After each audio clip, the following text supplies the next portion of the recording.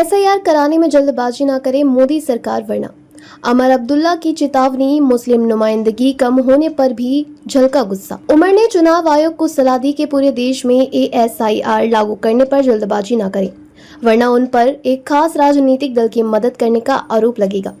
उन्होंने कहा कि भाजपा धार्मिक राजनीति कर रही है। धर्म के आधार पर बने देश की 15% आबादी को संसद में कोई प्रतिनिधित्व नहीं मिला है। उमर ने कहा, बिहार में लोगों में एसआईआर को लेकर संशय हमने देखा है। हमें नहीं पता कि इससे उन्हें फायदा होगा या नहीं। इस चुनाव के नतीजे देखने के बाद उसे देश के बाकी हिस्सों में लागू किया जाना चाहिए। चुनाव आयोग को इसमें जल्दबाजी नहीं करनी चाहिए, वरना उन्हें एक राजनीतिक दल के दबाव में काम करने का दोषी ठहराया जाएगा। हमने पहले जम्मू कश्मीर में देखा है कि परिसीमन लोगों के फायदे के लिए नहीं बल्कि एक राजनीतिक दल की मदद के लिए किया गया था। जिस तरह सीटों का बंटवारा किया गया और नई सीटें बनाई गईं, उससे एक राजनीतिक दल को फायदा हुआ।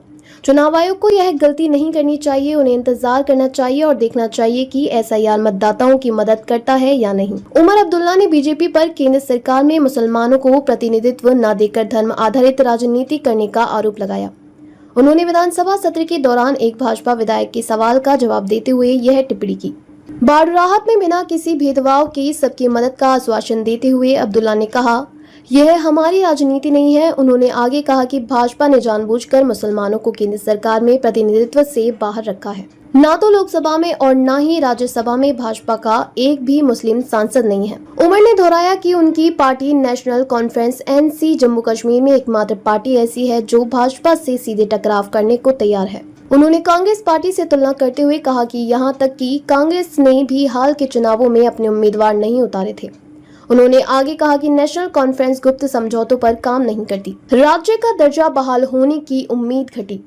मुख्यमंत्री ने आगे कहा कि समय के साथ जम्मू कश्मीर के राज्य का दर्जा बहाल होने की उम्मीदें धूमिल होती जा रही हैं और उन्होंने इस देरी पर निराशा व्यक्त की। उमर ने कहा, मैं पहले दिन से ही राज्य का दर्जा बहाल होने को लेकर आशान्वित था। हालांकि जैसे जैसे देरी जारी है, ये उम्मीदें हर गुजरते दिन के साथ धूमिल होती जा रही हैं। इससे एक दिन पहले ही उमर अब्दुल्ला ने चेतावनी दी थी कि अगर निश्चित समय सीमा के भीतर राज्य का दर्जा बहाल नहीं किया गया तो वे मुख्यमंत्री पद से इस्तीफा दे देंगे। इस कड़े रुख ने क्षेत्र में राजनीतिक अटकलों को हवा दे दी है। अब्दुल्ला ने सांसद मियां अल्ताफ की हालिया टिप्पणियों पर भी प्रतिक्रिया व्यक्त की।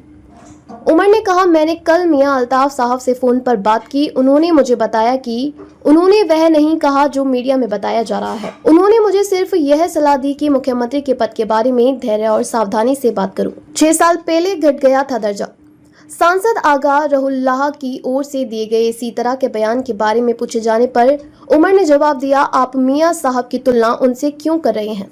आगा रहुल्लाह और मियां अल्ताफ में जमीन आसमान का फर्क है। बताते चले कि केंद्र शासित प्रदेश जम्मू कश्मीर अगस्त 2019 से राज्य का दर्जा खो चुका है, जब केंद्र सरकार ने अनुच्छेद 370 के तहत इसका विशेष दर्जा रद्द कर राज्य को 2 केंद्र शासित प्रदेशों जम्मू और कश्मीर और लद्दाख में विभाजित कर दिया था। इसके बाद दिसंबर 2023 में भारतीय सर्वोच्च न्यायालय ने इस फैसले की संवैधानिकता को बरकरार रखा। हालांकि केंद्र सरकार ने उचित समय पर राज्य का दर्जा बहाल करने का वादा किया है, जबकि अब्दुल्ला और अन्य स्थानीय नेता लगातार एक ठोस समय सीमा पर जोर दे रहे हैं।